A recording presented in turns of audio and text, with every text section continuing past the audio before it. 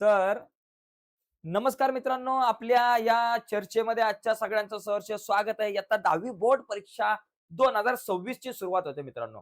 गणित भाग 1 आतापर्यंत बोर्डाच्या परीक्षेला आलेले इम्पोर्टंट 1 मार्कांचे प्रश्न. 1 मार्काचे प्रश्न मित्रांनो आपल्याला कुठे विचारले जातात? प्रश्न क्रमांक पहिल्यामध्ये. पहिल्यातला ए आणि बी या दोघांमध्ये 1-1 मार्काचे प्रश्न विचारले जातात. तर आज आपण बोर्डाच्या काही प्रश्नपत्रिकांमधले इम्पोर्टंट 1 आणि 2 मार्कांचे प्रश्न बघणार आहोत. जे प्रश्न ऑलरेडी बोर्डाच्या परीक्षेला येऊन गेलेत आणि जे प्रश्न यावर्षीच्या बोर्डाच्या परीक्षेला येऊ शकतात. त्यामुळे ही व्हिडिओ सगळ्यांसाठी महत्त्वाची आहेत. जे टॉपर आहेत त्यांच्यासाठी सुद्धा महत्त्वाची आहे आणि ज्यांना गणितामध्ये खूप कमी मार्क मिळतात त्यांच्यासाठी तर खूपच महत्त्वाची आहे. ही व्हिडिओ पाहिल्यानंतर तुमचे 8 मार्क फिक्स होऊन जातील मित्रांनो. बघा, या ठिकाणी सगळ्यात पहिली गोष्ट लक्षात ठेवायची तुम्हाला, आपण मार्च 2025 पासून सुरुवात करूयात. सुरुवातीला मार्च 2025 च्या परीक्षेमध्ये कुठले प्रश्न विचारले आले होते, मग 24, मग 23 असे सगळे आपल्याला बघायचे आहेत. बघा मित्रांनो, एक लक्षात घ्या, प्रश्न क्रमांक पहिला जो आहे त्याच्यामध्ये ए आणि बी असे 2 उपप्रश्न असतात. ए 4 मार्काला असतो आणि बी 4 मार्काला.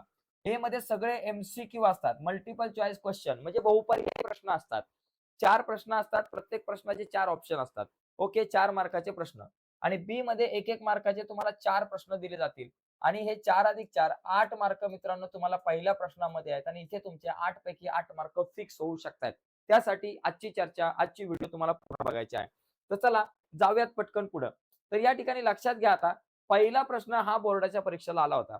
मित्रांनो, कोटी हा प्रश्न थोडासा वेगळा, याला तुम्ही हॉट्स प्रश्न म्हटलं तरी चालेल 1 मार्काचा. कारण इथं प्रश्न काय विचारला होता, निश्चयकाची कोटी लिहा. मित्रांनो, इथं निश्चयकाची किंमत काढायला प्रश्न नव्हता, किंमत नव्हता, कोटी लिहा. तर अशा प्रकारच्या निश्चयकाची कोटी ही 2 असते. काय असते? 2 असते. डोक्याच्या वरून जाईल, पण लक्षात घ्या आपल्या याची कोटी 2. 2 काय माहितीये का? समजा इथं एक्स असेल, वाय असेल, 3 असेल, एक्स असेल, वाय असेल किंवा 2 असेल, एक्स असेल. तिरकस गुणाकार केला तर एक्स गुणिले एक्स, एक्सचा वर्ग होतो. वाय गुणिले 2, 2y होतं. इथं कोटी तुमची किती? एक्स येणार आहे. 2 वेळा गुणाकार आतमध्ये होत राहतो. त्याच्यामुळे इथं कोटी 2 आहे. हां, पण जर तुम्हाला किंमत काढायला सांगितली असती तर काय केलं असतं? किंमत काढायला सांगितली असती तर काय आलं असतं? 1, 3, 2, 4 आणि किंमत काढताना आपण कशी काढतो? तुम्हाला माहिती आहे. किंमत काढताना पहिला 1 आणि 4 यांचा गुणाकार करतो आपला भावड्या. 1 गुणिले 4 मध्ये द्यायचं वजाचं चिन्ह आणि 3 गुणिले 2, 3 दुने 6. 1 चोक 4 आणि 3 दुने 6 वजा 6. 4 वजा 6 वजा 2. जर किंमत काढायला प्रश्न आला असता तर वजा 2 लिहिलं असतं. पण इथं किंमत काढायला प्रश्न नव्हता. इथं आपल्याला विचारलं होतं कोटी लिहा. कोटी 2 आहे. ओके. आता आणि किंमत काढायला असतं तर वजा 2 आलं असतं. याच वर्षी दुसरा एक प्रश्न आपल्याला विचारला गेला होता भाऊ. हा प्रश्न बोर्डाच्या परीक्षेला आतापर्यंत खूप वेळा विचारला गेलेला आहे. जसं आपण पुढे जाऊ तसं तुमच्या लक्षात येईल. इथे मला काय विचारलंय, की खालीलपैकी कोणते समीकरण वर्ग समीकरण आहे? बाबा, वर्ग समीकरण म्हणजे काय? ज्याची कोटी 2 म्हणजे ज्याचा सगळ्यात मोठा घातांक 2 असतो, त्याला आपण वर्ग समीकरण म्हणतो. आता मला सांगा, एखादा म्हणेल, "सर, या बघा इकडे वर्ग आहे, म्हणजे ही तर कोटी तुम्हाला 2 दिसते, म्हणजे हा वर्ग समीकरण आहे का?" भावा थांब जरा, थोडासा धीर धर. आपण कॅल्क्युलेशन करून सोडवलं पाहिजे. भाऊ, इथं खाली एक्स आहे ना, एक्सने घोटाळा केलाय सगळा. या खाली एक्स आहे त्याने घोटाळा केला इथं. आता खालचा एक्स पहिला वर आणायला लागतो. मग जर तुम्ही या सगळ्या समीकरणाला एक्सने जर गुणलं, हा खालचा एक्स घालवण्यासाठी, तर एक्स गुणिले 5/x होईल, वजा 3 गुणिले एक्स आणि बरोबर एक्स वर्ग गुणिले एक्स. आता बघा काय होतंय, हा एक्स एक्स तर गेला बिचारा, गेला उडाला, कटाप झाला आणि 5 वजा 3x, 5 वजा 3x आणि बरोबर एक्स वर्ग गुणिले एक्स, एक्सचा घन झाला. मित्रा, इथं एक्सचा घन आला. भाऊ, आता एक्सचा घन आला म्हणजे हे आहे का वर्ग समीकरण? नाही. तुम्हाला जर का उत्तर माहित असेल तर कमेंट बॉक्समध्ये लिहा. आता दुसरं समीकरण हे तर नाहीये. दुसऱ्यामध्ये बघा, या एक्सने एक्स अधिक 5 ला गुणा काय होतंय बघा, एक्स गुणिले एक्स झाला एक्सचा वर्ग अधिक एक्स गुणिले 5 झालं 5x आणि बरोबर आपले 2 काय, एक्स वर्ग अधिक 5x. भाऊ, इथं वर्ग आला म्हणजे हे वर्ग समीकरण आहे, काम झालं. बाकी दोघांना बघायची गरज नाही. ऑप्शन बी तुमचा करेक्ट आहे. मित्रा, असं आपल्याला हे सगळं शोधावं लागेल. हे वर्ग समीकरण आहे. आता हा जो प्रश्न आहे, हा प्रश्न आपल्याला बऱ्याच ठिकाणी विचारला जातो. कधी-कधी 1 मार्काच्या प्रश्नामध्ये म्हणजे पहिल्यातल्या बी मध्ये सुद्धा हा प्रश्न आपल्याला विचारला जाऊ शकतो किंवा कधी-कधी असाही प्रश्न विचारला जाईल, की खालीलपैकी कोणते वर्ग समीकरण नाही? मग अशा 4 समीकरणांपैकी 3 वर्ग समीकरण असतील आणि जे 1 वर्ग समीकरण नसेल ते तुम्हाला इथं लिहायचंय. तर असा हा प्रश्न खूप सोपा असतो. पुढचा प्रश्न, खालील अंकगणिती श्रेणीचा साधारण फरक भावड्या साधारण फरक म्हणजे काय? T2 वजा T1. भाऊ T2 काय? इथं T1, हा T2, हा T3. भाऊ T1 पण 4, T2 पण 4, T3 पण 4. मग साधारण फरक काय आला? चॅट बॉक्समध्ये लिहा ना. T2 वजा T1. T2 4, T1 4, 4 4 गेले 0. साधारण फरक आहे 0. झाला मित्रा. किती सोपा प्रश्न आहे. 0 एकदम सोपा. असे सोपे-सोपे प्रश्न तुम्हाला विचारले जातात. साधारण फरक फरक काढा. इथं जर पहिले पद विचारलं असतं तर मग पहिले पद 4 आलं असतं. पहिल्या नंबरला 4 आहे. पहिले पद 4, साधारण फरक 0. आता जाऊयात पुढं. बघा, खालीलपैकी कोणती संभाव्यता असू शकत नाही?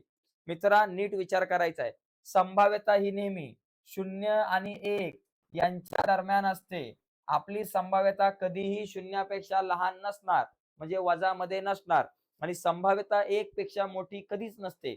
आता इथे बघा 2/3 ही संभाव्यता जर तुम्ही बघितलं, 3 2ला जर तुम्ही भाग लावला, एक 0 घेतला, एक पॉइंट घेतला, 3 सक 18, 20तून 20तून 18 गेले 2, एक 0 घेतला, 3 सक 18. आता 0.66 ही संभाव्यता जी आहे 0 आणि 1च्या मध्ये आहे. म्हणून ही संभाव्यता आहे. आता कुठली नसणार आहे ते विचारलंय. आता 15/10 म्हणजे काय असतं 1.5.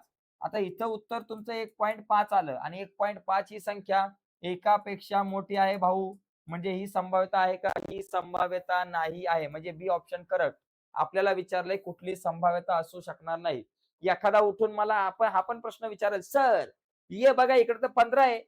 हे 15 तर किती मोठे आहेत. मग ही पण नाही ना?" भाऊ लक्षात घे 15 नाही नुसते ते 15% आहेत. मित्रा 15% चा अर्थ काय होतो तू समजला का? 15% चा अर्थ समजून घे भावड्या. 15% म्हणजे 15 भागिले 100. 15ला 100ने भाग लावला उत्तर आलं ना 0.15. 0.15 उत्तर आलं. मग आता ही जी संख्या आहे ती 0 आणि 1 च्या मध्ये आहे म्हणून ही संभाव्यता आहे. बाकी सगळ्या संभाव्यता आहेत. फक्त बी ही संभाव्यता नाही. इथं आणखी एक वेगळा प्रश्न येऊ शकतो. आता सध्या विचारलाय की कुठली संभाव्यता आहे. ओके. कुठली संभाव्यता असू शकणार नाही असं विचारलंय. मग कधी-कधी असाही प्रश्न विचारला जाईल की कुठली संभाव्यता आहे. मग 4 पैकी तुम्हाला 3 दिलेल्या गोष्टी संभाव्यता नसतील आणि एक कुठली तरी असेल तर ते ओळखावं लागणार आहे. सध्या इथं तरी ही संभाव्यता नाहीये. म्हणून 15/10 हे उत्तर बरोबर आहे. पुढचा प्रश्न जर का आपण बघितला, बघा दुसरा प्रश्न आता पहिल्या प्रश्नात 4 प्रश्न होते इथं. आता भावड्या दुसरा प्रश्न लय सोपा. हा प्रश्न बघा जरा नीट बघा. जर 2x अधिक y बरोबर 7 याला म्हणायचं भावा तू एक नंबर समीकरण तुझं नाव ठेवलं आम्ही. आता दुसरं बघा. x अधिक 2y बरोबर 11 याला म्हणायचं भावा तू 2 नंबरचं समीकरण आहे. आता मला कशाची किंमत काढायची मित्रा x अधिक y ची. तुम्हाला मी सांगतो नीट लक्षात घ्या. x अधिक y ची किंमत काढा. बऱ्याचदा कंपल्सरी प्रश्न विचारला जातो. लक्षात घ्या. कधी-कधी x अधिक y ची किंमत काढायला विचारला जातो. कधी-कधी x वजा y ची किंमत काढा असाही प्रश्न विचारला जातो. त्यामुळे या प्रकारचा प्रश्न तुम्हाला आलाच पाहिजे. नीट लक्षात घ्या. ऑब्झर्वेशन. x चा सहगुणक 2 y ला आलाय आणि y च्या शेजारी काहीच नाही म्हणजे 1 तो x ला आलाय. अशा प्रकारचं समीकरण आलं आणि सांगितलं x अधिक y ची किंमत काढा. तर सरळ दोघांची बेरीज करून टाकायची. काय करायची? सरळ 2 समीकरणांची बेरीज. इथं लिहायचं समीकरण नंबर 1 अधिक समीकरण नंबर 2 करू. भावड्या दोघांची डायरेक्ट बेरीज करून टाकायची. कशी? बघा 2x अधिक y बरोबर 7 अधिक x अधिक 2y बरोबर 11. आता बेरीज करा. 2 आणि 1 झाले 3x. 2y आणि 1y झाले 3y. 7 आणि 11 झाले 18. आता भाऊ तू एक काम कर. 3, 3, 18 सगळेजण कितीच्या पाड्यात येतात? सगळ्यांना कितीने भाग जातो? 3ने. 3 एके 3, 3 एके 3, 3 सक 18. 3 एके 3 म्हणून 1, 3 एके 3 म्हणून y आणि 3 सक 18. x अधिक y बरोबर 6. विषय झाला मित्रांनो. अशा पद्धतीने आपण हा प्रश्न सोडवू शकतो. एकदम सोपा आहे. या प्रकारचा प्रश्न बोर्डाच्या परीक्षेला बऱ्याचदा येतो. ओके. बघा पुढचा मुद्दा. आहाहाहा! ये क्या हुआ? हा प्रश्न बघा. नीट बघा. झग्गा-मगा या प्रश्नाकडे नीट बघा मित्रा. टन-टना-टन, टन-टन तारा. Tn चा फॉर्म्युला वापरा 3n-4. भाऊ Tn is equal to 3n-4 आहे. या श्रेणीचे, या क्रमिकेचे पहिले पद काढायचं. कितवं पद? पहिलं. पहिले पद काढण्यासाठी टी एनच्या जागेवर T1 लिहायचं. 3 गुणिले एनच्या जागेवर 1 लिहायचं. वजा 4 आपल्या जागेवर लिहायचे आणि बरोबर 3 एके 3 वजा 4 आपल्या जागेवर 3 वजा 4 वजा 1 तर हे वजा 1 आलं. पहिले पद झालं ना भावा. हा प्रश्न किती सोपा आहे. भावड्या पुस्तकात प्रश्न नाही हा, पण परीक्षेला येऊ शकतो. त्यामुळे या प्रश्नाच्या तयारीत राहायचंय. पहिले पद विचारलं म्हणून T1 काढलं. दुसरं पद विचारलं असतं तर T2 काढलं असतं. तिसरं पद विचारलं असतं T3. चौथं पद विचारलं असतं T4. 10वे पद विचारले असते T10 किंवा कधी-कधी असाही प्रश्न विचारला जाऊ शकतो. पहिली 3 पदे काढा, मग T1, T2, T3 अशी 3 पदं काढायची, विषय संपला. एकदम सोपा प्रश्न आहे. ओके. बघा पुढचा प्रश्न. भाऊ, अगला सवाल आपके सामने आपके स्क्रीन पर. जी मध्ये एकूण किती अंकाक्षरे असतात? तर याच्यावरती मी डिटेलमध्ये बोलतो. भावड्या, तुम्ही याचं उत्तर लिहाल. जी मध्ये एकूण 15 अंकाक्षरे असतात. सर आम्हाला माहिती, तुम्हाला माहिती, अख्ख्या जगाला माहिती. पण एक लक्षात घ्या. याच्यामध्ये अजून सुद्धा काही प्रश्न आहेत की जे विचारले जाऊ शकतात याच्यावर आधारित. बघा जीएसटीचा जर विचार केला तर जीएसटी 15 अंकाक्षरी असतो. सुरुवातीला 2 अंक जे असतात ते राज्याचा कोड असतो. बरोबर? 2 अंक राज्याचा कोड असतो. त्याच्यानंतर 10 आकडी तुमचा पॅन कार्ड नंबर. जसं BDBPC 2933R वगैरे असा काहीतरी एखादा पॅन कार्ड नंबर पकडा. आणि हा एक पॅन कार्ड नंबर असतो. त्या 10 आकडी. आणि त्याच्यानंतर 3 आकडे जे आहेत ना ते बाय डिफॉल्ट असतात. 3 आकडे बाय डिफॉल्ट काहीतरी 2X Z वगैरे असे 3 आकडे जे आहेत ना ते बाय डिफॉल्ट असतात. आता याच्यामध्ये अजून काय-काय प्रश्न तयार होतात तुम्हाला मी सांगतो बरं का. असा प्रश्न पण विचारला जाऊ शकतो जो पुस्तकात नाहीये. मी आता सांगतोय तुम्हाला, की इथं जी-एस-टीमध्ये 15 असतात तुम्ही लिहिलं. 15 अंकाक्षरे असतात. हे उत्तर आहे. या प्रश्नाचं उत्तर तर हे आहे. पण थोडा एक वेगळा प्रश्न पण आला तर. सध्या तर जी-एस-टीमध्ये 15 अंकाक्षरे असतात हे लिहिलं. पण वेगळा प्रश्न म्हणजे काय? जी कसा बनतो? सुरुवातीला जे 2 अंक असतात ते राज्याचे कोड असतात. राज्य कोड. त्याला आपण राज्य कोड म्हणतो. ओके. तो किती अक्षरी असतो? 2 अंकी असतो. असाही प्रश्न मग विचारला जाईल, की जी-एस-टीमध्ये असलेला राज्य कोड किती अंकी असतो? 2 अंकी असतो. आणि हा जो 27 आहे ना 27 हा महाराष्ट्राचा आहे. महाराष्ट्राचा. प्रत्येक राज्याचे वेगवेगळे कोड आहेत. त्यातला 27 हा महाराष्ट्राचा स्टेट कोड आहे. असाही प्रश्न जर विचारला तर महाराष्ट्राचा स्टेट कोड किती? जी नंबरमध्ये महाराष्ट्राचा संकेत क्रमांक किती आहे? तर तुम्हाला लिहिता आलं पाहिजे 27 आहे. असा पण येऊ शकतो मित्रांनो. आला तर काय करणार? आणि त्याच्यानंतर हा 10 आकडी पॅन नंबर असतो. मग तुम्हाला असा प्रश्न विचारला जाऊ शकतो, की पॅन कार्ड नंबर किती अंकाक्षरी असतो?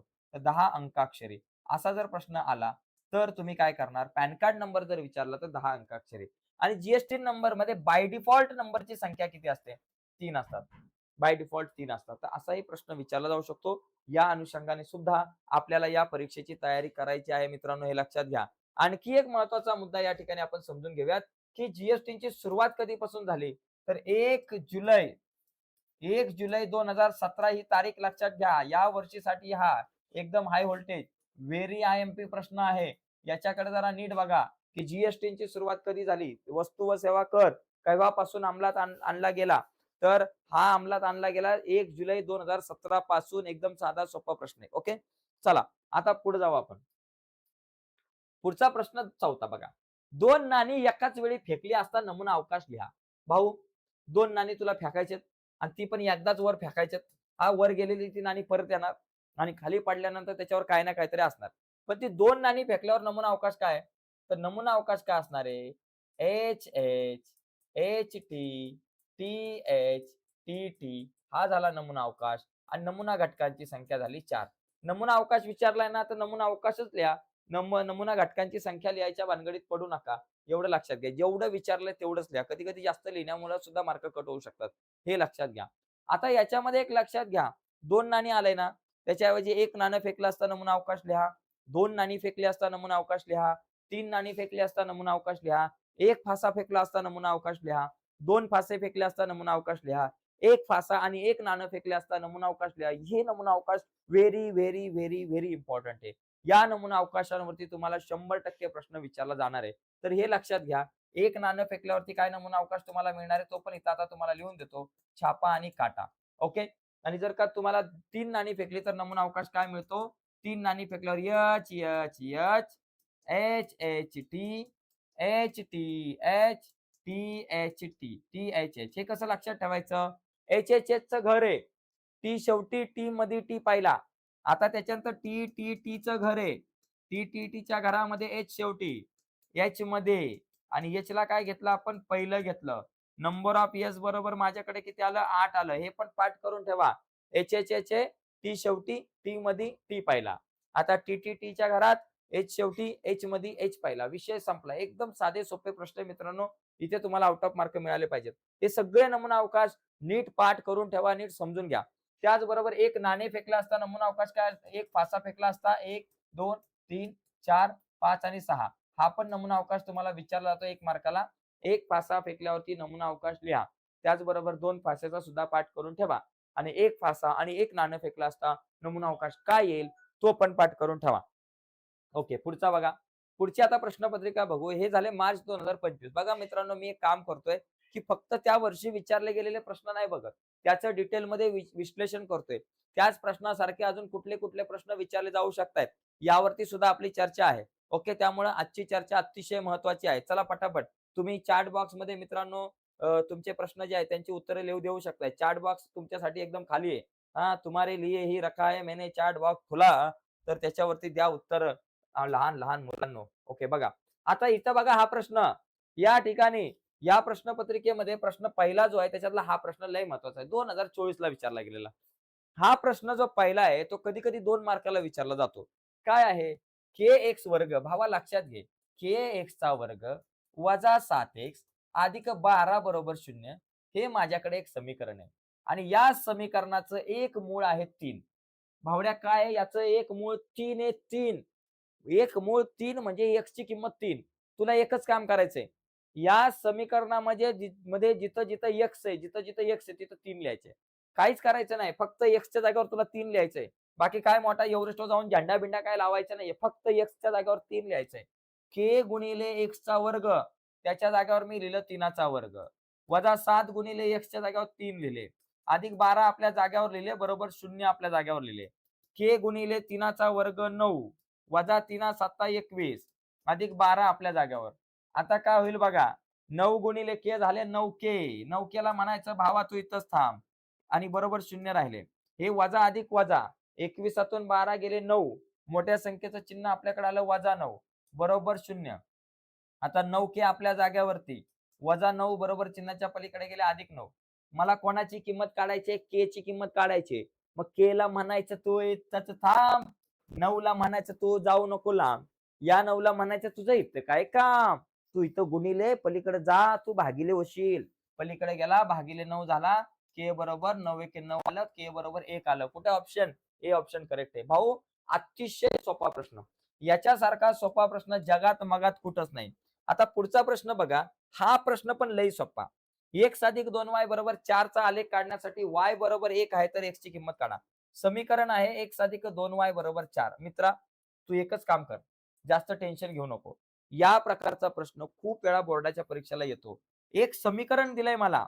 काय आहे? x अधिक 2y बरोबर 4 हे माझ्याकडे समीकरण आहे. आणि मला प्रश्न काय विचारलाय? या समीकरणाचा जर का मला आलेख काढायचा असेल आणि आलेख काढण्यासाठी y ची किंमत माझ्याकडे 1 आहे, तर x ची किंमत काढा. y ची किंमत दिली 1. म्हणजे तुम्हाला आता काय करायचंय? या समीकरणामध्ये y च्या जागेवर 1 लिहायचंय. बाकी काही नाही करायचं. y च्या जागेवर 1 लिहिलं ना, तर x ची किंमत ऑटोमॅटिकली मिळेल. बघा. x अधिक 2 गुणिले y च्या जागेवर 1 लिहिला बरोबर 4. x अधिक 2 गुणिले 1 2 येतो बरोबर 4. x आपल्या जागेवर 4 आपल्या जागेवर 2 अधिक पलीकडे गेले वजा x बरोबर 4 2 गेले 2 x बरोबर 2 आलं. ऑप्शन बी करेक्ट आला. प्रश्न थोडा उलटा पण येऊ शकतो. x अधिक 2y बरोबर 4 या समीकरणाचा आलेख काढण्यासाठी x बरोबर 2 असेल तर y ची किंमत काढा. जर x ची किंमत दिली तर या समीकरणात x च्या जागेवरती किंमत टाकायची. कुठलीही किंमत दिली जाईल. x ची दिली जाईल किंवा y ची दिली जाईल. जी किंमत दिली जाईल ती समीकरणात टाकायची. x ची दिली तर x च्या जागेवरती किंमत लिहायची. y ची दिली तर y च्या जागेवर लिहायची. बाकी काय करायचं नाही. पण या प्रकारचा प्रश्न येतो. हे समीकरण बदलतं, हे आकडे बदलतात, पण प्रश्न असा येत राहतो. ओके, बघा पुढे. पुढचा प्रश्न दिलेल्या श्रेणीसाठी आता ही एक अंकगणिती श्रेणी आहे आणि या अंकगणिती श्रेणीसाठी आपल्याला काय दिलेलं आहे की बाबा अंकगणिती श्रेणीसाठी टी 7 बरोबर 4 आहे आणि डी बरोबर वजा 4 आहे. तर ए ची किंमत काढा.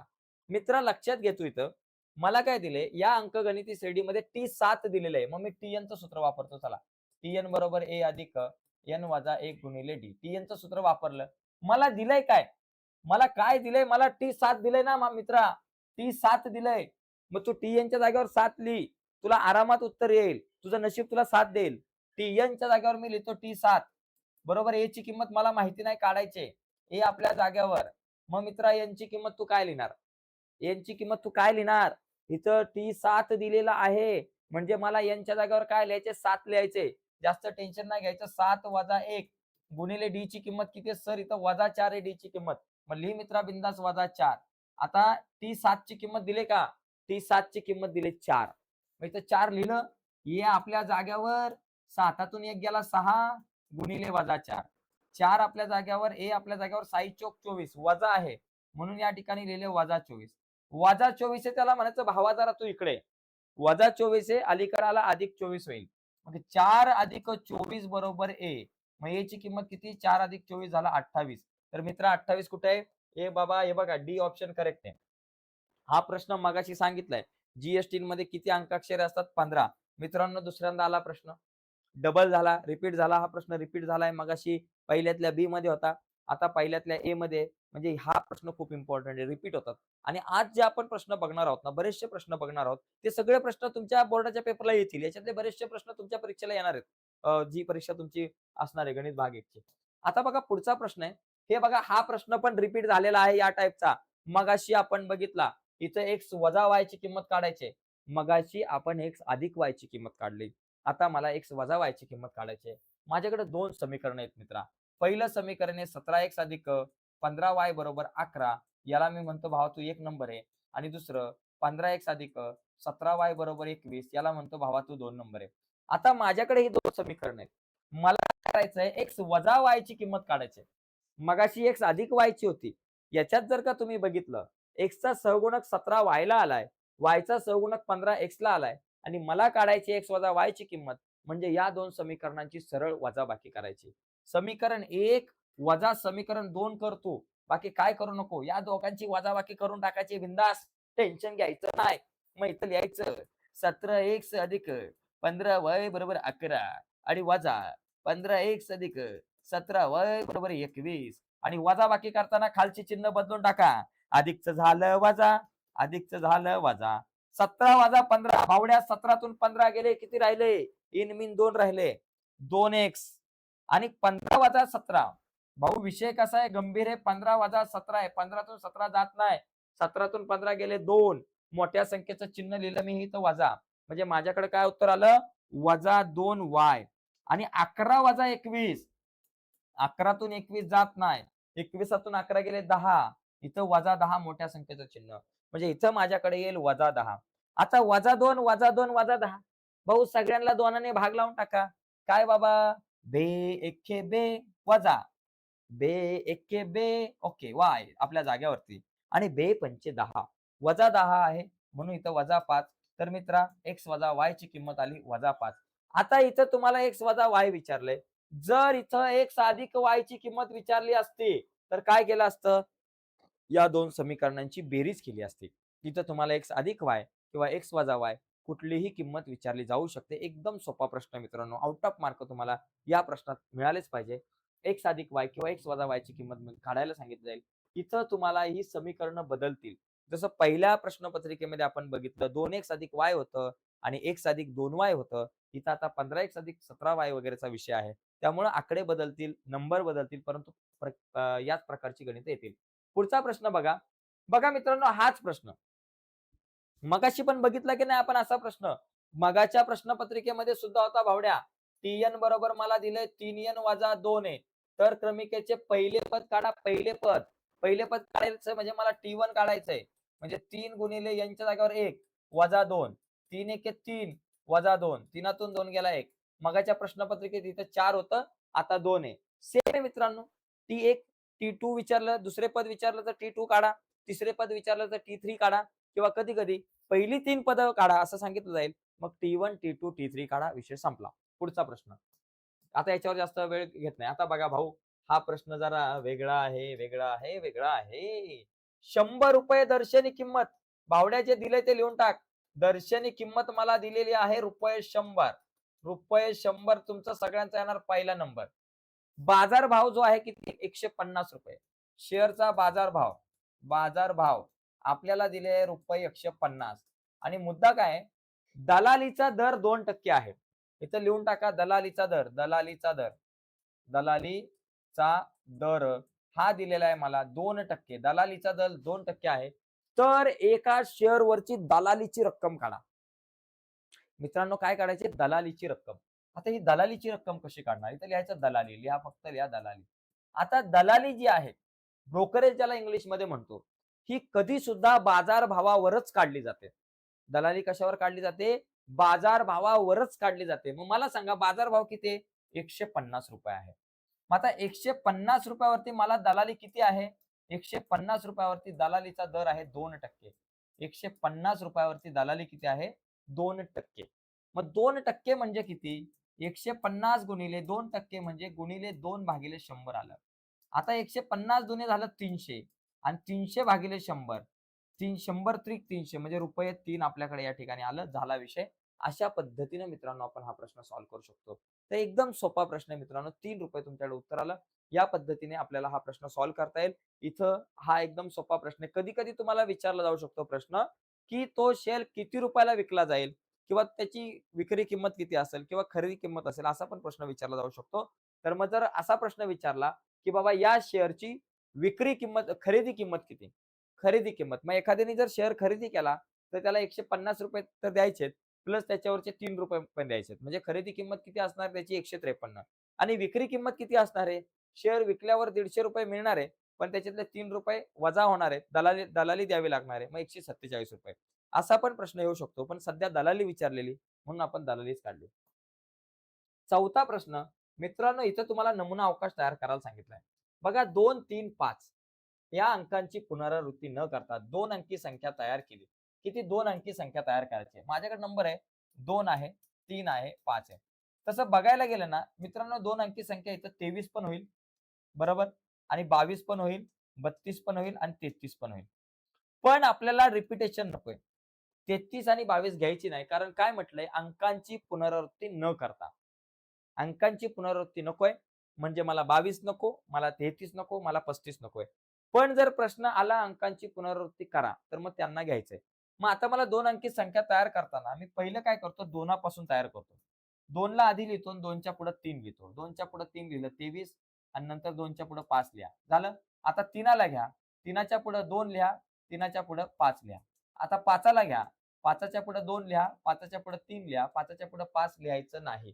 कारण 5च्या पुढे 5 लिहिलं तर 55 होतील. इथं अंकांची पुनरावृत्ती न करता आलंय. पण जर प्रश्न असा विचारला अंकांची पुनरावृत्ती करून मग तुम्ही 22, 33, 55 घेतलं असतं. ओके. एवढं पण लक्षात ठेवा. आता इकडे आकडे बदलतील मित्रांनो. 2, 5, 3 च्या ऐवजी 9, 7, 8 देतील. 8, 9, 5 देतील किंवा 2, 3, 5, 7 असे 4 आकडे देतील. त्यावेळेस जरा तुमचे आकडे जरा मोठे होतील. ठीक आहे. नमुना अवकाशमध्ये आणखी घटक येतील. तर अशा पद्धतीनं 2024 ची प्रश्नपत्रिका झाली. आता पुढचे काही प्रश्न बघा, ज्याच्यामध्ये आपण मार्च 2023 ची प्रश्नपत्रिका बघू. याच्यामध्ये बघा हा प्रश्न मित्रांनो या टाइपचा प्रश्न मगाशी मी तुम्हाला बोललेलो, की या टाइपचा प्रश्न बऱ्याचदा येतो. आता तुमच्याकडे प्रूफ आहे. मी नुसतं हवेत फेकत नाहीये बघा. हा प्रश्न मगाशी पण या टाइपचा प्रश्न आला होता, की काय बाबा 4x अधिक 5y बरोबर 19 याचा आलेख काढण्यासाठी x बरोबर 1 आहे, तर y ची किंमत काढा. मित्रा काय करायचं तुला? जास्त टेन्शन घ्यायचंच नाही. मगाच्या सारखाच प्रश्न आहे. मगाशी x अधिक 2y बरोबर 4 असं काहीतरी होतं. आता समीकरण बदललंय आणि x बरोबर 1 दिले आणि y ची किंमत काढा. मग मला काय करायचंय? x बरोबर 1 आहे ना, तर याच्यामध्ये x च्या जागेवर 1 लिहायचं. जसं की 4 गुणिले x च्या जागेवर 1 अधिक 5y आपल्या जागेवर, 19 आपल्या जागेवर. आता 4 एके 4 अधिक 5y आपल्या जागेवर, 19 आपल्या जागेवर. y ची किंमत काढायची. मग मी 5y ला इथंच ठेवतो. 19 आपल्या जागेवर 4 अधिक आहे बरोबर चिन्हाच्या पलीकडे गेले वजा 5y आपल्या जागेवर 19तून 4 गेले 15 y आपल्या जागेवर 15 आपल्या जागेवर हे 5 गुणिले बरोबर चिन्हाच्या पलीकडे गेले भागिले 5 झाले आणि y बरोबर 5 त्रिक 15 माझ्याकडे y बरोबर 3 आलं. तर अशा पद्धतीने y बरोबर 3 बी ऑप्शन करेक्ट आहे. हाच प्रश्न आतापर्यंत 4 वेळा आला बोर्डाच्या परीक्षेला हा एक प्रश्न 4 वेळा येऊन गेला वेगवेगळ्या ठिकाणी. एवढं लक्षात घ्या. तर बघा अशा पद्धतीने हा प्रश्न सोडवू शकतो. एक समीकरण दिलं जाईल त्याच्यामध्ये x ची किंमत दिली जाईल, y ची किंमत काढा किंवा कधी-कधी y ची किंमत दिली जाईल आणि x ची किंमत काढा. असाही प्रश्न आपल्याला विचारला जाऊ शकतो. पुढचा एक प्रश्न इथे विचारला गेला होता. खालीलपैकी कोणते वर्ग समीकरण नाही? मी तुम्हाला बोललो होतो. वर्ग समीकरण कुठले आहे हे ओळखा सुद्धा येतो किंवा कुठले नाही हे ओळखा सुद्धा येतो. आता या पहिल्या समीकरणामध्ये बघा, हा x वर्ग आणि हा x वर्ग गेला. समान आहे ना? हा अधिक इकडे आले वजा. हे दोघं जण कट झाले. म्हणजे काय राहिले बाबा? 4x बरोबर 11. झालं ना मित्रांनो? आता हे वर्ग समीकरण आहे का? नाहीये. वर्ग समीकरण म्हणजे कोटी 2 पाहिजे. पण इथं 2 कोटी नाही, इथं कोटी 1 आहे. म्हणजे हे वर्ग समीकरण नाहीये. म्हणजे तुमचा हा ऑप्शन एकदम करेक्ट आहे बाबा. हे वर्ग समीकरण नाही. हे ऑप्शन करेक्ट. बाकी तिघांकडे बघायची पण गरज नाही. माझा एक मित्र म्हणेल, की "सर इथं का नाही x कट झाले?" भाऊ, इथं वजा आहे आणि अधिक आहे. हा वजा पलीकडे गेला अधिक एक्स वर्ग अधिक एक्स वर्ग 2x चा वर्ग होईल. त्याच्यामुळे हे वर्ग समीकरण आहे. बी, सी, डी ही 3 वर्ग समीकरणं आहेत. ए वर्ग समीकरण नाहीये. ओके. चला. पुढचा प्रश्न बघा, एका अंकगणिती श्रेणीसाठी टीएन काढायचं आहे. ए बरोबर 3.5 आणि डी बरोबर 0. टीएन टन टन टन टन तारा एन चा फॉर्म्युला वापरा. आहा. भाऊ आता याच्यात किमती टाक. मला काय काढायचं? टीएन काढायचं म्हणजे एन ची किंमत मला दिलीच नाही. ए ची किंमत दिली, ती लिही. ए ची किंमत दिली 3.5 अधिक एन ची किंमत मला नाही दिली. वजा 1 आपल्या जाग्यावर आणि डी ची किंमत मला दिलेली आहे 0. इथं लिहून टाकतो मी 0. 3.5 आपल्या जाग्यावर. एन वजा 1 गुणिले 0 0. 3.5 अधिक 0 झालं 3.5. विषय संपला भावा. 3.5 ऑप्शन बी करेक्ट आहे. तर हा प्रश्न अंकगणिती श्रेणी प्रकरणातला आहे. महत्वाचा आहे, सोपा आहे, झाला. पुढचा प्रश्न इथं आपल्याला काय विचारला गेला होता? या ठिकाणी बघा, हा बघा. हा प्रश्न एक आहे. नंबर ऑफ ए बरोबर 2 आहे. पी ऑफ ए बरोबर आपल्याकडं मला तर वाटतं पी ऑफ ए बरोबर 1/5 आहे. तर पी ऑफ ए ची किंमत द्यायची राहिली बरं का. पी ऑफ ए बरोबर 1/5 आहे. तर आपल्याला नंबर ऑफ एस काढा. या प्रश्नामध्ये थोडासा बदल करा. नंबर ऑफ ए बरोबर 2 आहे. पी ऑफ ए बरोबर 1/5 आहे. तर नंबर ऑफ एस आपल्याला या ठिकाणी काढायचं आहे. तर नंबर ऑफ एस काढत असताना मला काय करायचंय? या ठिकाणी एक सूत्र वापरायचं. पी ऑफ ए माझ्याकडे दिलेलं आहे. म्हणजे संभाव्यता दिली आहे. पी ऑफ ए काढायचं सूत्र काय असतं? संभाव्यता काढायचं सूत्र असतं नंबर ऑफ ए भागिले नंबर ऑफ एस. आता किमती टाका. पी ऑफ ए किती? 1/5 आहे. बरोबर नंबर ऑफ ए किती बाबा? मला दिलंय का? नंबर ऑफ ए 2 दिलंय आणि भागिले नंबर ऑफ एस आपल्याला काढायचं आहे. आता तिरकस गुणाकार. नंबर ऑफ एस गुणिले 1 झाला नंबर ऑफ एस आणि 5 दुने झालं 10. नंबर ऑफ एस बरोबर 10. आहे का बाबा इथं? नंबर ऑफ एस बरोबर 10. ए ऑप्शन करेक्ट आहे. तर असा आपण हा प्रश्न सोडवू शकतो. खूप सोपा आहे. परीक्षेला हा 2 वेळा मला तर वाटतं येऊन गेलाय. याच्यामध्ये इथं नंबर ऑफ ए दिलं होतं, पी ऑफ ए दिलं होतं, नंबर ऑफ एस दिलं होतं. कधी-कधी उलटं होईल. नंबर ऑफ आणि नंबर ऑफ एस काढायचं होतं. कधी-कधी नंबर ऑफ ए दिलं जाईल आणि नंबर ऑफ एस दिलं जाईल आणि पी ऑफ ए काढा असाही प्रश्न विचारला जाऊ शकतो. कधी-कधी पी ऑफ ए दिलं जाईल, नंबर ऑफ एस दिलं जाईल आणि नंबर ऑफ ए काढा असाही प्रश्न विचारला जाईल. जसा प्रश्न विचारला जाईल तसं उत्तर लिहायचं. सूत्र तेच वापरायचं. भाऊ, निश्चयकाची किंमत काढा. आकडे बदलणार पण प्रश्न येणार. 100% येणार. 1 मार्काला येईल किंवा कधी-कधी 2 मार्काला येईल. याच्यात काय 4, 3 भाऊ पहिला गुणाकार 4 आणि 3 चाच करायचा. सॉरी 4 आणि 7 चा करायचा. 4 गुणिले 7 हा गुणाकार करायचा. पहिला दिसला ना 4 आणि त्याच्या अपोझिट 7. 2 गुणिले 3 हा गुणाकार सुरुवातीला करायचा नाही. पहिला 4 गुणिले 7 करायचं. या दोघांचा गुणाकार आणि मग वजाचं चिन्ह देऊन 2 गुणिले 3 हा गुणाकार करा. 2 गुणिले 3. आता 4 7 झाला 28 आणि 2 त्रिक झालं 6. 28तून 6 गेले. माझ्याकडे आलं 22. मित्रा, प्रश्न कन्फर्म आहे. या प्रकारचा प्रश्न आकडे बदलून तुम्हाला येणार. पण प्रश्न येणार. 1 मार्काला किंवा 2 मार्काला या पद्धतीने प्रश्न आपल्याला विचारले जातात. पुढचा प्रश्न आहे 2, 6, 8 सामायिक फरक. भाऊ मगाशी पण विचारला होता डी. मगाच्या पण एका गणितामध्ये सामायिक फरक विचारला होता. ती अंकगणिती श्रेणी होती 4, 4, 4 अशी होती. आता सामायिक फरक म्हणजे डी जर काढायचा झाला मला तर सूत्र असतं T2 वजा T1. भाऊ T2 4, T1 2. 4 वजा 2. 4तून 2 गेला 2. सामायिक फरक किती बाबा? 2. आणि पहिलं पद विचारलं असतं तर ते पण 2. असे दोन्ही प्रश्न विचारले जाऊ शकतात. सामायिक फरक आणि पहिले पद काढा. पहिले पद 2, सामायिक फरक 2. एकदम सोपा आहे. त्याचबरोबर 6तून 4 गेले 2, 8तून 6 गेले 2. हा झाला सामायिक फरक. तर या पद्धतीने आपल्याला काढता येऊ शकतो. चला पुढे. एका वस्तूवर क्या बात है, क्या सवाल है. एका वस्तूवर सीजीएसटी चा दर 9%. भाऊ काय सीजीएसटी चा दर बरोबर किती? 9%. सीजीएसटी चा दर 9%. तर एसजीएसटी चा दर किती? लक्षात घ्या. सीजीएसटी आणि एसजीएसटी या दोघांचे दर सारखे असतात. म्हणून इथं एसजीएसटी चा दर जो आहे हा सुद्धा किती असणार आहे? 9% असणार आहे. म्हणजे जितका सीजीएसटीचा दर असतो तितकाच एसजीएसटीचा दर असतो. दोन्ही दर सारखे असतात. आणि जर इथं विचारलं जीएसटीचा दर किती? जीएसटीचा दर किती? तो जीएसटीचा दर असणार आहे 9 आणि 9 18% असणार. एवढं लक्षात घ्या. जीएसटीचा दर या दोघांच्या डबल असतो. म्हणजे कुठलीही एखादी वस्तू असेल, तिच्यावर जर का जीएसटी असेल, तर त्याचं 2 भागात रूपांतर होतं. एक होतं सीजीएसटी आणि दुसरं होतं एसजीएसटी. म्हणजे एखाद्या वस्तूवरती जर का 12% जीएसटी असेल, तर अर्धा जीएसटी जो आहे तो सीजीएसटी म्हणजे central goods and service tax म्हणजे केंद्रीय वस्तू व सेवा कर जो आहे तो केंद्राकडे जातो आणि एक state goods and service tax म्हणजे एक राज्याकडे जातो. म्हणजे 6% जो आहे तो राज्याकडे, केंद्राकडे आणि 6% जो आहे तो राज्याकडे जाणार. ओके, लक्षात घ्या. एवढ्या गोष्टी तुम्हाला समजून घेणं गरजेचं आहे. तर हा प्रश्न झाला. पुढचा एक प्रश्न बघा. एक नाणे फेकले असता नमुना अवकाश. मगाशी मी तुम्हाला सांगितलं, एक नाणं फेकले असता नमुना अवकाश पाठ करा. तो काय तो? एक नाणे फेकले असता नमुना अवकाश आपल्याकडे काय येणार आहे? एकदम सोपा आहे. एक नाणे फेकल्यावरती एच आणि टी असा नमुना अवकाश येतो. हे मगाशी मी तुम्हाला सांगितलं. एक नाणं, 2 नाणं, 3 नाणं, 1 फासा, 2 फासा फेकले असता नमुना अवकाश काय येतो? या सगळ्या गोष्टी आपण काढल्या पाहिजेत. आपल्या सगळ्या गोष्टी समजून घेतल्या पाहिजेत. ठीक आहे. पुढचा बघा मुद्दा. पुढचा प्रश्न जुलै 2025 ची प्रश्नपत्रिका बघा. ज्याच्यामध्ये आपल्याला प्रश्न विचारला गेलेला आहे. बघा कुठे गेला बाबा? अरे बाबा! ये क्या हुआ? आला, आला. आला रे आला. जुलै 2025 चा प्रश्न आला बघा. या निश्चयकाची किंमत काढा. मगाशी मी म्हटलं, मगाशी पण एक गणित बघितलं होतं आणि इथं पण निश्चयकाची किंमत काढा. प्रश्न आलाय म्हणजे येतोच. काय दिलं इथं? इथं जरा हाय व्होल्टेज विषय 5 आहे, -7 आहे, 3 आहे आणि -4 आहे. तिरकस गुणाकार कर भावड्या. पहिलं काय कर, पहिला ना या दोघांचाच गुणाकार करायचा. 5 आणि -4 कधीही. चुकून सुद्धा -7 आणि 3 यांचा गुणाकार करू नका. 5 गुणिले -4 5 गुणिले -4 मध्ये द्या वजाचं चिन्ह आणि मग लिहा -7 गुणिले 3 लिहा. मग काय लिहायचं? -7 गुणिले 3. आता 5 चोक झाले 20 मोठ्या संख्येचं चिन्ह. एकाला 20 आहे म्हणून 20. त्याच्यानंतर इथं वजा झालं अधिक आणि 7 त्रिक झालं 21. मग आता बघा दोन संख्यांना चिन्ह कशी आहे भिन्न. एकाला अधिक, एकाला वजा. म्हणजे भिन्न चिन्ह असेल तर दोघांची काय होणार? वजा. लक्षात ठेवायचं. जर चिन्ह असतील भिन्न तर करायचं वजा. 21तून 20 गेले. उत्तर आलं 1. मोठ्या संख्येचं चिन्ह अधिक. 1 कुठे आहे बाबा? या ठिकाणी एक ऑप्शन इथं आहे. विषय संपला. अशा पद्धतीने मित्रांनो आपल्याला हा प्रश्न सोडवता येऊ शकतो. बघा.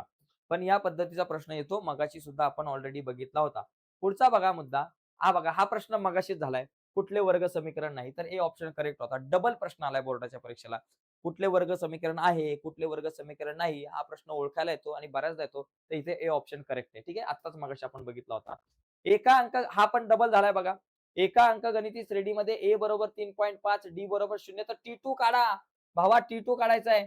मगाशी टीएन होता आता टी2 काढायचा आहे. बघा काय विषय आलाय. टी2 काढण्यासाठी फॉर्म्युला काय टीएनचा ए अधिक एन वजा 1 गुणिले डी. आता टी2 काढायचा आहे.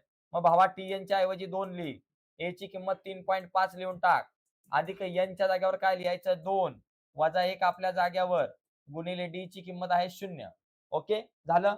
आता 3.5 आपल्या जागेवर अधिक 2तून गेला 1 1 झालं गुणिले 0. 3.5 अधिक 1 गुणिले 0 0. 3.5 अधिक 0 किती झालं? 3.5 झालं. ऑप्शन बी करेक्ट आहे. तर मगाशी टीएन काढायचा होता. आता मला टी2 काढायचा आहे. तुम्ही टी2 काढा, टी3 काढा. टीएन ची जर किंमत 3.5 असेल ना, तर सगळ्यांची किंमत सारखीच येणार. टी3 काढला तरी तेच येणार. कारण डी जर 0 असेल तर कुठलंही पद काढा ते 3.5च येणार आहे. ठीक आहे. रिपीट झालाय प्रश्न थोडासा बदलून आलाय. आता बघा मी तुम्हाला म्हटलं होतं मगाशी कुठली संभाव्यता असू शकणार नाही. रिपीट झालाय प्रश्न. कुठली असू शकणार नाही. संभाव्यता ही नेहमी 0 आणि 1 च्या मध्ये असते. 1 पेक्षा मोठी नसते. हा 2.01 पेक्षा मोठी संभाव्यता आहे. त्यामुळे ही संभाव्यता नसणार आहे. बाकी 3 संभाव्यता असणार आहे. रिपीट झाला प्रश्न मित्रांनो फक्त आकडे बदललेत. ओके. पुढचा प्रश्न हा प्रश्न या टाईपचा प्रश्न जो आहे तो मित्रांनो बऱ्याचदा येतो. एक्स व वाय ही चले असलेल्या एक सामायिक समीकरणासाठी जर dx बरोबर 49 आहे, dy बरोबर -63 आहे, d बरोबर 7 आहे, तर x ची किंमत काढा. मला x ची किंमत काढायचं माझ्याकडे सूत्र काय आहे? dx भागिले d आहे. तर मला सांगा x ची किंमत काढायची. x ची किंमत काढण्याचं सूत्र dx भागिले d. dx ची किंमत किती? अरे 49 आहे. उचलून द्या इथं 49 भागिले डी ची किंमत किती? 7 आहे. 7 7 49 x ची किंमत आली 7. आता y ची किंमत जर विचारलं तर काय येईल? चला चॅट बॉक्स मध्ये लिहा तुम्ही y ची किंमत काय असेल? y ची किंमत काय असेल पटकन उत्तर लिहा. y ची किंमत काढायचं सूत्र काय? dy भागिले d. dy भागिले d. भाऊ dy ची किंमत किती आहे? वजा 63 आणि भागिले d ची किंमत किती आहे? 7. 7 9 63 आहे म्हणून वजा 9. y ची किंमत आली वजा 9. मित्रांनो इथे आकडे बदलतील. कधी-कधी असं सुद्धा येईल. d बरोबर तुमच्याकडे 5 आहे. dm बरोबर तुझ्याकडे 10 आहे आणि dn बरोबर तुझ्याकडे 15 आहे. तर तुला m ची किंमत काढायची आहे. मग m ची किंमत कशी काढणार? dm भागिले d. dm भागिले d. डम डम डिगा डिगा मौसम भिगा भिगा. dm भागिले d. dm किती 10 आणि भागिले d किती 5. 5 दुने 10. n ची किंमत विचारली.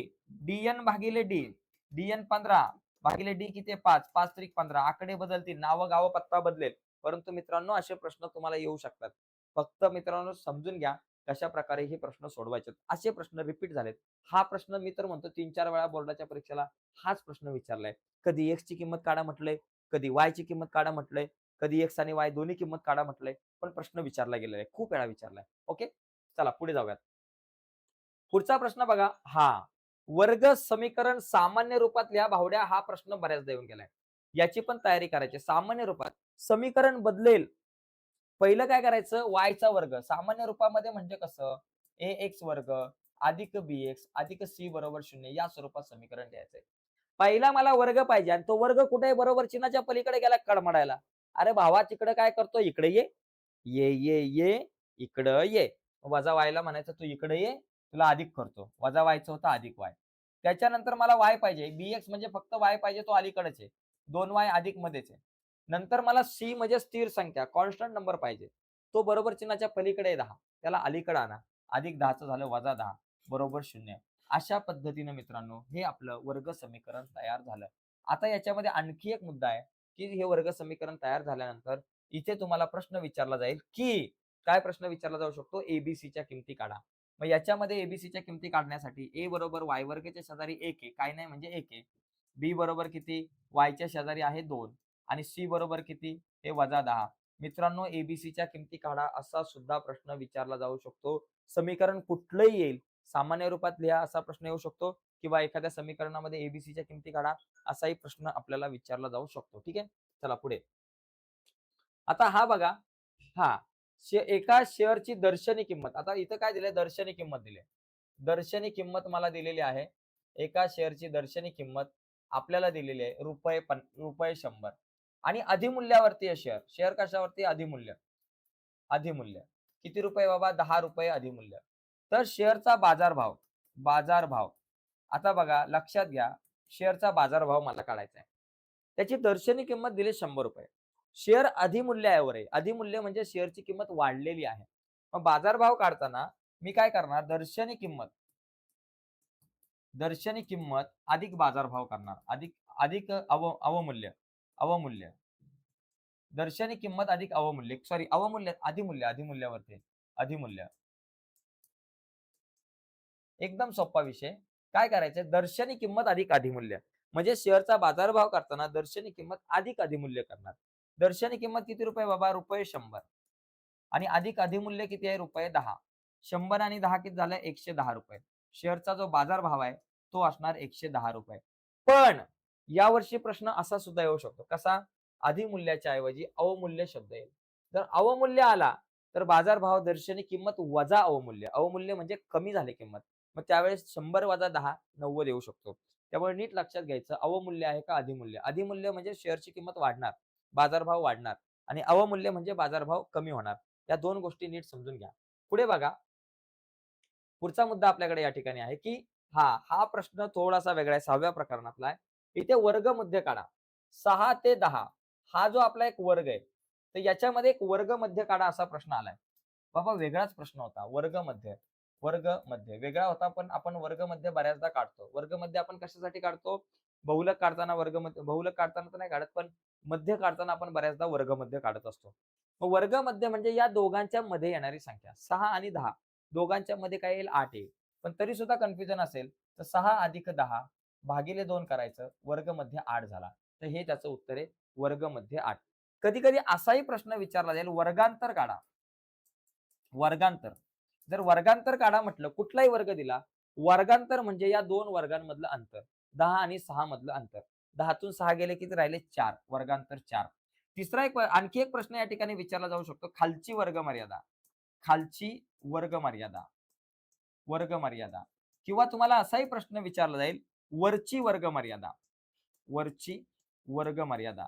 मग मला सांगा भावांनो, खालची वर्ग मर्यादा काय? ही जी 6 असते, पहिला आकडा, त्याला खालची वर्ग मर्यादा म्हणतो आणि जो दुसरा आकडा 10 आहे, त्याला वरची वर्ग मर्यादा म्हणतो. ओके. आता वर्ग जर का बदलला, वर्ग तुमचा 10 ते 20 केला, तर या 10 ते 20 चा वर्ग मध्ये काय होईल? 10 आणि 20 च्या मध्ये येतात 15. याचं वर्गांतर किती होईल? 20तून 10 गेले 10.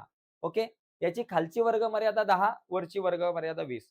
वर्ग बदलेल, कुठलाही येऊ शकतो. परंतु तुम्हाला या सगळ्या गोष्टी काढता आल्या पाहिजेत. वर्गमध्य, वर्गांतर, खालची वर्ग मर्यादा, वरची वर्ग मर्यादा या सगळ्या गोष्टी आपल्याला काढता आल्या पाहिजेत.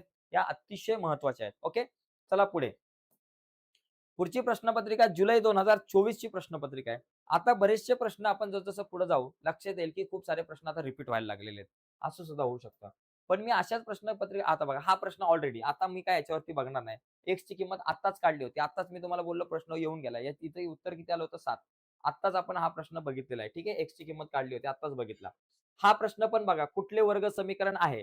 हा प्रश्न पण मगाशी बघितला होता. बघा रिपीट झाला प्रश्न. बरेचसे प्रश्न आता रिपीट व्हायला लागलेत. त्याच्यामुळे आज जे प्रश्न बघतोय ना, याच्यातले बरेचसे प्रश्न तुम्हाला परीक्षेला येतील. हा पण प्रश्न पण रिपीट झालाय. याचं उत्तर हे आहे. सगळ्यात पहिला आपण हा प्रश्न बघितला होता. त्याच्यानंतर इथे बघा, हा जरा वेगळा आहे. हा नाही रिपीट झाला. परंतु इथे मला विचारलंय, की बाबा ही क्रमिका अंकगणिती श्रेणी आहे काय? ते पहिलं बघायचंय. हे बघा, ही क्रमिका अंकगणिती श्रेणी आहे का? बघा इथं 4 ऑप्शन आहे. अंकगणिती श्रेणी आहे कारण डी बरोबर -16 आहे. अंकगणिती श्रेणी आहे कारण डी बरोबर 4 आहे. आणि अंकगणिती श्रेणी आहे कारण डी बरोबर -4 आहे. किंवा ही अंकगणिती श्रेणी नाही. आता चेक करू आपण पूर्ण डिटेलमध्ये चेक करायचं. कसं? डी बरोबर काढायचं T2 वजा T1. भावा डी बरोबर काय? T2 वजा T1. इथं बघा, हा T1 आहे 10, T2 आहे -6, T3 आहे -2 आणि T4 आहे 2. आता T2 वजा T1, T2 वजा 6, T1 वजा 10. वजा 6 वजा, वजा 10 करा. वजा 6 वजा वजा अधिक 10. अधिक वजा वजाबाकी. 10तून 6 गेले 4. डी बरोबर किती आला? 4. पण या दोघांमधला पण फरक काढायचा आहे बाकीच्या. डी बरोबर T3 वजा T2 करा. आता T3 मधून T2 वजा करा. T3 किती? -2 आहे. आणि वजा T2 किती बाबा? -6 आहे. वजा, वजा 6.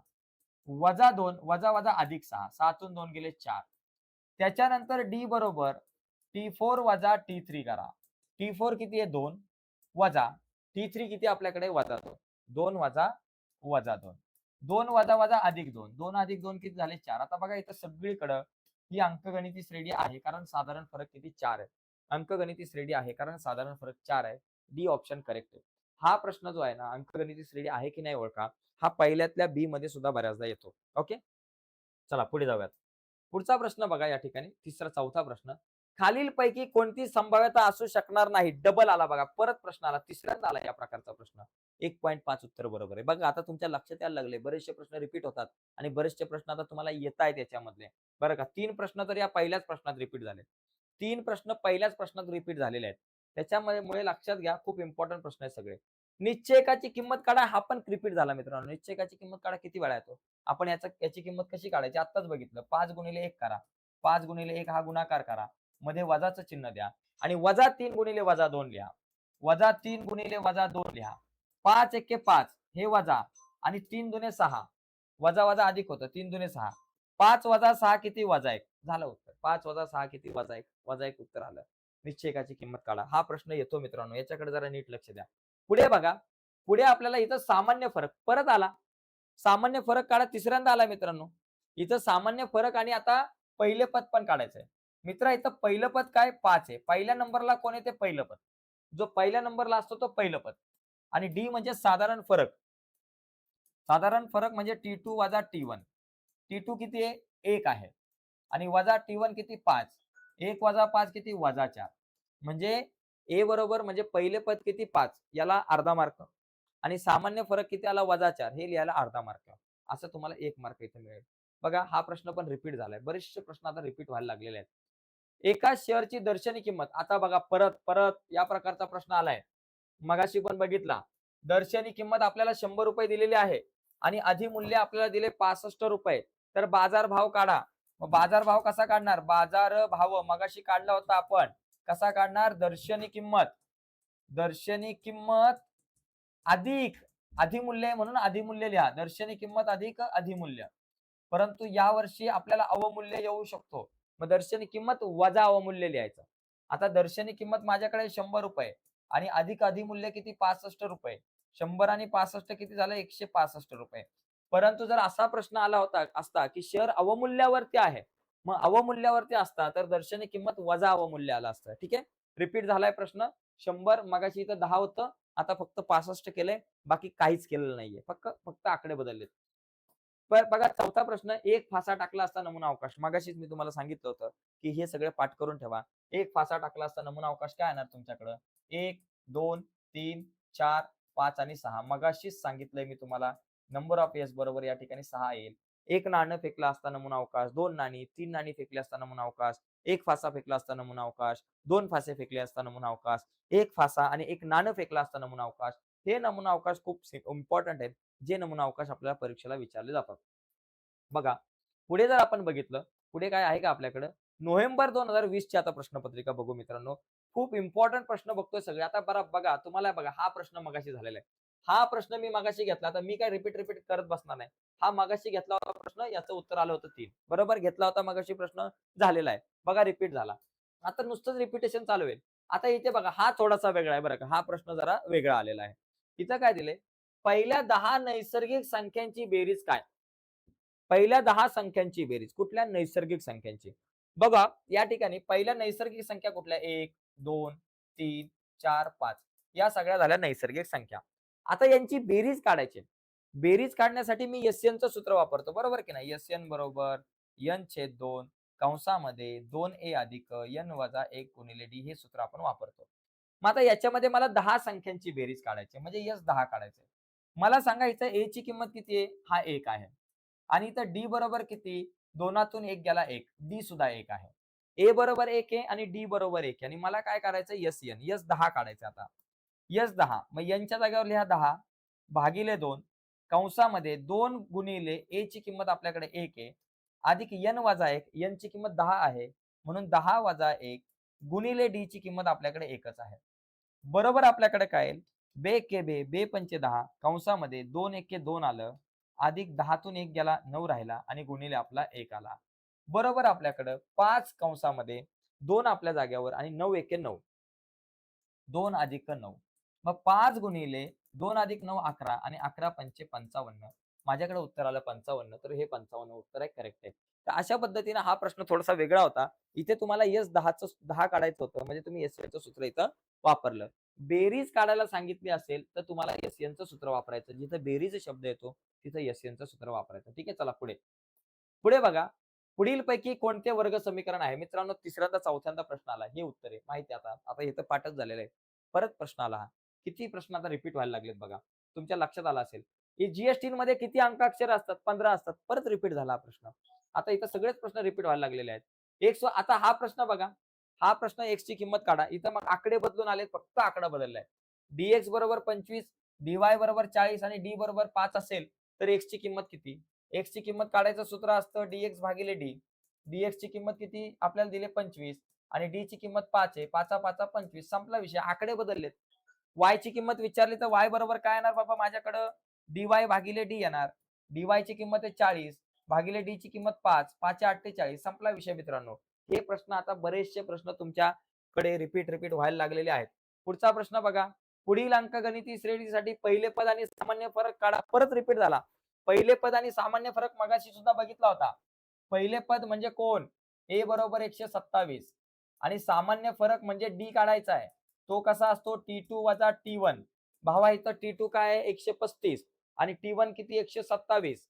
मग इथं लिहायचं 135 वजा 127. 135 मधून 127 गेले 8 आलं.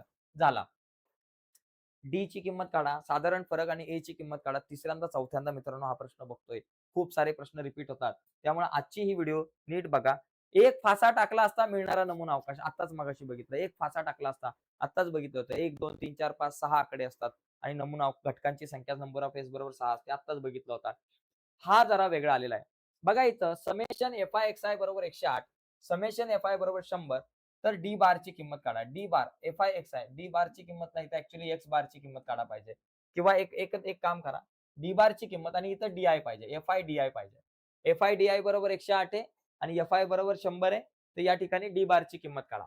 मग डी बारची किंमत काढायचं सूत्र असतं summation F I D I भागिले summation F I. Summation F I D I किती बाबा तुम्हाला दिलं 108 आणि भागिले एफ आय किती बाबा 100. सूत्र लक्षात घ्या. डी बार ची किंमत काढायचं सूत्र एफ आय डी आय भागिले एफ आय असतं आणि एफ आय डी आय ची किंमत आहे 108 आणि आपल्याला एफ आय ची किंमत आहे 100. 108 ला 100 ने भाग लावला 1.08 हे माझ्याकडे उत्तर येईल. हे अशा पद्धतीने आपण हा प्रश्न सोडवू शकतो. थोडासा वेगळा प्रश्न होता. ठीक आहे. तर मित्रांनो या पद्धतीने आपण काही प्रश्न बघितलेत. आता मार्च 2020 ची प्रश्नपत्रिका बघा. शेवटची प्रश्नपत्रिका बघू आपण आणि मग वाटलं तर थांबू. पण थांबण्याच्या अगोदर बघा परत आला बाबा जीएसटी मध्ये चौथ्यांदा आलाय भावा हा प्रश्न. 15 किती अंकाक्षर असतात 15. बघा रिपीट झाला प्रश्न. पुढचा प्रश्न हा सुद्धा परत रिपीट झालाय. बघा हा प्रश्न म्हणजे याचं उत्तर काय बी ऑप्शन. कुठले वर्ग समीकरण आहे रिपीट झालाय. बघा त्याच्यानंतर परत हा पण रिपीट झाला भावा. इथं तुम्हाला आता काय विचारलंय, आता एक्स ची किंमत विचारले 7 रिपीट झाला. बघा हा प्रश्न पण रिपीट झाला. त्याच्यानंतर हा पण रिपीट झालाय. डबल परत आला की नाही. नंबर ऑफ ए बरोबर 2 आहे, पी ऑफ ए बरोबर 1/5 आहे आणि नंबर ऑफ एस काढा. आपल्याकडे सूत्र असतं पी ऑफ ए बरोबर नंबर ऑफ ए भागिले number of S. P of A किती आहे 1/5. नंबर ऑफ ए किती आहे बाबा, नंबर ऑफ ए दिलाय 2 आणि भागिले नंबर ऑफ एस. तिरकस गुणाकार केला नंबर ऑफ एस गुणिले 1 नंबर ऑफ एस आणि 5 दुने 10. मित्रांनो चारीच्या चारी प्रश्न रिपीट झालेत. या प्रश्नामध्ये चारीच्या चारी प्रश्न रिपीट झालेत. म्हणजे सगळे प्रश्न आता तुम्हाला येतात. म्हणजे आजची व्हिडिओ जो मुलगा सगळी बघेल त्याचे 8 मार्क फिक्स होणार आहे. मी सांगतो मित्रांनो तुम्हाला. पुढचा प्रश्न बघा. पहिले पद -2 आहे. सामान्य फरक सुद्धा -2 आहे. तर अशा अंकगणित श्रेणीतले दुसरे आणि तिसरे पद काढायचे. बघा मित्रांनो इथं लक्षात घ्या T1 म्हणजे तुमच्याकडे A असतो आणि T2 म्हणजे आपल्याकडे काय असतो T1 अधिक D असतो आणि T3 म्हणजे तुमच्याकडं T2 अधिक D असतो. आता हे लक्षात घ्या मित्रांनो, या गोष्टी लक्षात घ्या. तुम्हाला दुसरे आणि तिसरे पद विचारलेत म्हणजे T2 आणि T3 काढायचं किंवा ती अंकगणिती श्रेणी लिहा असा पण प्रश्न येऊ शकतो. आता इथं A बरोबर किती? A बरोबर मला -2 दिले. ओके A बरोबर मला दिलेले आहे बाबा -2 आणि D बरोबर सुद्धा -2 आहे. पहिले पद म्हणजे A आणि साधारण फरक म्हणजे D. आता T1 म्हणजे -2 आलं. T2 म्हणजे T1 अधिक D. T1 किती -2 आणि अधिक D ची किंमत सुद्धा तुमच्याकडे -2च आहे. मग हे -2 आपल्या जाग्यावर अधिक वजा -2 झाले, वजा वजा अधिक झाले. आपल्याकडे उत्तर आलं -4. वजा वजा दोन संख्यांना समान न चिन्ह असेल तर त्यांची बेरीज होते. म्हणून 2 आणि 2 4 झाले आणि वजाचं चिन्ह. त्याचबरोबर T2 अधिक D. T3 म्हणजे T2 अधिक D. T2 -4 आहे आणि अधिक D ची किंमत माझ्याकडे आहे -2. बरोबर? मग -4 आपल्या जागेवर आणि अधिक वजा वजा हे 2. आता इथं बघा वजा वजा दोन संख्यांना समान चिन्ह आहे तर काय होणार बेरीज. 4 आणि 2 झाले 6 फक्त -6. मग या ठिकाणी दुसरे पद -4 आणि तिसरे पद -6. अर्धा अर्धा मार्क 1 मार्क पूर्ण. असा हा प्रश्न थोडासा वेगळा आपल्याला भेटला. सोपा होता. पुढचा प्रश्न बघा. पावन मेडिकल औषधांचा पुरवठा करतात. दुकानातील काही औषधांवर जीएसटीचा दर 12% आहे. तर सीजीएसटी आणि एसजीएसटीचा दर काढा. मगाशीच आपण बघितला. सीजीएसटी जर 12% असेल, मगाशी मी हा प्रश्न घेतला होता, रिपीट झालेला आहे. तर एसजीएसटी किती असेल 6% आणि सीजीएसटी किती असणार आहे 6%. कारण जीएसटीच्या निम्मे असतात सीजीएसटी आणि एसजीएसटी. 6% उत्तर येईल. ओके. प्रश्न परत रिपीट झाला फक्त आकडे बदललेत. या अंकगणिती श्रेणीमध्ये एबीसीच्या किमती काढा. मगाशी तुम्हाला म्हटलं होतं एबीसीच्या किमती काढायला प्रश्न येईल. तो जर आला तर बघा 2x वर्ग वजा 5x अधिक 7 बरोबर 0. हा जर प्रश्न आला कुठलाही सांगितलं एबीसीच्या किमती काढा. एबीसीच्या किमती काढण्याच्या अगोदर तुम्हाला दिलेलं समीकरण सामान्य रूपात लिहिणं गरजेचं आहे. जर ते समीकरण सामान्य रूपात नसेल तर अगोदर त्याला सामान्य रूपात लिहा आणि मग एबीसीच्या किमती काढा. ओके. तर आता या ठिकाणी लक्षात घ्या. इथं फक्त एक वाक्य लिहायचं. वरील समीकरणाची तुलना वरील समीकरणाची तुलना वरील समीकरणाची तुलना एक वाक्य लिहा. ax वर्ग अधिक bx अधिक c बरोबर 0 शी करू. ओके. यासोबत तुलना केल्यावर मला एबीसीच्या किमती मिळतील. ए म्हणजे काय एक्स वर्गाच्या शेजारी आहे तो 2 आहे एक्स वर्गाच्या शेजारी. बी बरोबर काय एक्सच्या शेजारी -5 आहे आणि सी बरोबर काय एकटा जो आहे तो 7 आहे. अशा पद्धतीनं एबीसीच्या किमती काढायला आपल्याला जर प्रश्न आला तर इथे 1 मार्क आपल्याला आरामात मिळू शकतायत. चला पुढे जाऊयात. बघा पुढचा प्रश्न हा बघा परत आला. हा प्रश्न रिपीट झालाय. हा प्रश्न रिपीट झालाय म्हणजे कसं? मगाशी या प्रश्नामध्ये x वजा y ची किंमत काढली आपण सुरुवातीला. आता x अधिक y. बघा आणि या प्रकारचा प्रश्न बऱ्याचदा येतो. 15x अधिक 17y बरोबर 21 याला म्हणा समीकरण नंबर x आणि त्याचबरोबर 17x अधिक 15y बरोबर 11 याला म्हणा समीकरण नंबर 2. आता मला जर x अधिक y ची किंमत काढायची असेल, तर मी या 2 समीकरणांची बेरीज करणार. तुम्हाला माहिती आहे मगाशी या प्रकारची 3-4 गणित आपण बघितलेत. मग सरळ लिहायचं समीकरण 1 अधिक समीकरण 2 करू. एक काय बाबा 15x अधिक 17y बरोबर 11 21 आहे आणि दुसरा आहे अधिक 17x अधिक 15y बरोबर 11 आहे. बेरीज करा. 17 आणि 15 झाले 32. 32x. 15 आणि 17 झाले 32, 32y आणि 21 आणि 11 झाले 32. सगळ्यांना 32 ने भाग लावा. 32 एके 32, 32 एके 32, 32 एके 32. x अधिक y बरोबर 1. मित्रांनो आकडे बदलतील. कधी-कधी x अधिक y ची किंमत काढायला सांगितली जाईल, कधी-कधी x वजा y ची किंमत काढायला सांगितली जाईल. तर अशा पद्धतीने मित्रांनो आपण ही प्रश्नपत्रिका सुद्धा पाहिलेली आहे आणि या पद्धतीने मित्रांनो आपण जवळपास बऱ्याचशा प्रश्नपत्रिका बघितल्या आणि 1 मार्काचे सगळे इम्पोर्टंट प्रश्न बघितले. नक्कीच तुम्हाला ही व्हिडिओ आवडली असेल तर व्हिडिओला लाईक करा आणि जर तुम्ही आपल्या YouTube चॅनलवर नवीन असाल आणि अजूनपर्यंत आपला YouTube चॅनल सबस्क्राईब नसेल केला तर आपला YouTube चॅनल सबस्क्राईब करून त्या बाजूचं बेलचं बटन दाबायला मित्रांनो विसरू नका. म्हणजे आम्ही अपलोड केलेल्या बऱ्याचशा व्हिडिओज तुमच्यापर्यंत पोहोचतील. धन्यवाद मित्रांनो. बाय सर्वांना.